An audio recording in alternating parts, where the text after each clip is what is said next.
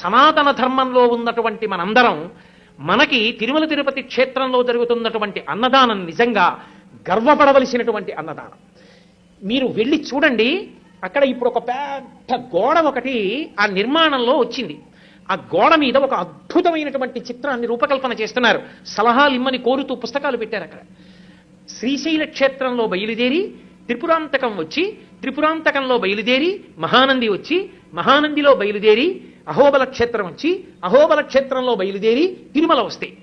ఈ మధ్యలో ఉన్నటువంటి కొండలు పరమ పావనమయ్యా నందిమండలము అది ఎలా ఉంటుందో ఒక ఊహాచిత్రంగా ఊహిస్తే, ఆ కొండల మధ్యలోంచి ఎన్నో కొండలు, ఇన్ని కొండల మధ్యలో ఉన్నటువంటి ఈ క్షేత్రములను, కొండ మీద ఉన్న క్షేత్రాలకి ఉన్న మార్గం ఒక పెద్ద పాము మిలికలతో పడుకున్నట్టుంటుంది.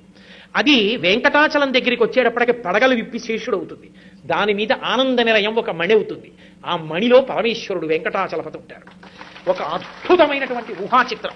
దాన్ని అక్కడ ఉంచారు. అది కొద్ది రోజుల్లో అక్కడ గోడ మీదకి ఎక్కబోతోంది. నాకనిపించింది శ్రీశైలం అద్భుతమైనటువంటి క్షేత్రం, మల్లికార్జున లింగం అక్కడ. ఆ శ్రీశైల లింగం జీవబ్రహ్మ అభేదాన్ని తెలియచేస్తుంది. అటువంటి లింగస్వరూపంగా మనందరం మొట్టమొదట పరబ్రహ్మంతో కలిసి ఉన్న వాళ్ళమే ఏ కారణం చేతనో కానీ జారిపోయాం, విడిపోయి జీవుడయ్యాం. జీవుడైన దగ్గర నుంచి ఇంకా త్రిపురమల యందు తిరగడం మొదలైంది. మాయ, భూత భవిష్యత్ వర్తమాన కాలములు, జాగ్ర స్వప్న సుషుప్తి అనేటటువంటి మూడిటిలో తిరుగుతున్నాం. త్రిపురాంతకం ఇక అక్కడ నుంచి దాటితే కొంచెం ముందుకొచ్చేస్తే ఆ త్రిపురాంతకం దాటి వచ్చిన తరువాత నందిమండలం. నందిమండలం అంటే నవనందులు. నంది అంటే నందీశ్వరుడు, పశువు. భగవంతుని వంక మాత్రమే చూడడం మొదలు పెడితే పశువు పశుపతి ఎందు ఐక్యమైపోతుంది. నందికి శివుడికి ఇక మధ్యలోకి వెళ్ళరు. జీవ బ్రహ్మ అభేద స్థితి కలుగుతుంది. నంది పరమేశ్వరుణ్ణి వహిస్తుంది.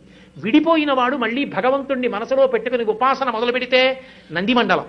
ఆ నందిమండలం దాటితే జీవుడికి ఉండిపోయినటువంటి కామము, క్రోధము అన్న హిరణ్యాక్ష హిరణ్యకశపుల్ని సంహరించగలిగినటువంటి అహోబల నరసింహస్వామి అనుగ్రహం కలిగితే జీవుని యొక్క జీవస్థితి పూర్తిగా నశించి మళ్ళీ ఆనంద నిలయంలో వెంకటరమణుడితో కలిసి సమస్త పాపములు పోయి జీవబ్రహ్మైక్య సిద్ధి కలుగుతుంది. 7 కొండలు ఎక్కడం అంటే 6 చక్రములు దాటి సహస్రారమునందు ప్రవేశించి ఆ మళ్ళీ సంతోషంగా ఆ అమృతధారల ఎందు తడిసిపోవడం, లేదా అష్టాంగ యోగంలో 7 భూమికలు దాటి 8వ భూమికి అయిన సమాధి స్థితిని అనుభవించడం.